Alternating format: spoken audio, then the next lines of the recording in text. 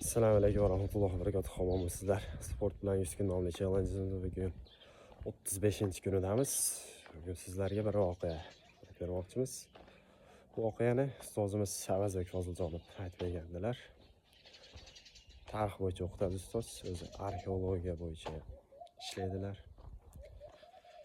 Qadimda bir ikki avliyoulloh bo'lgan ekan, ya'ni ahli ilmlardan ikki inson qalin do'st tutinishgan. Ilm olishgan birgalikda, yoshligidan birga katta bo'lishadi, hamda shogirdlari bo'ladi bir qancha, ilm tarqatishadi. Vaqtiki kelib bir olamdan o'tadi.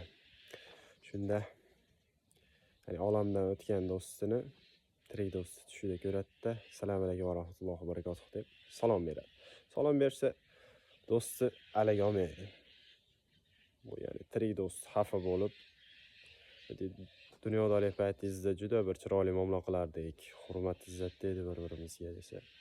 Do'stim deydi, bu olamda hisob bor ekan, amal yo'q ekan, u olamda amal borda hisob yo'q ekan deydi. Ya'ni salom berishni juda xohlayapman, lekin salom bera olmayapman sizga deydi. Salomlashish ham bir go'zal fazilatlardan biri hisoblanadi. Shuni ulashib ketmoqchi edim. Assalomu alaykum va rahmatullohi va barakatuh.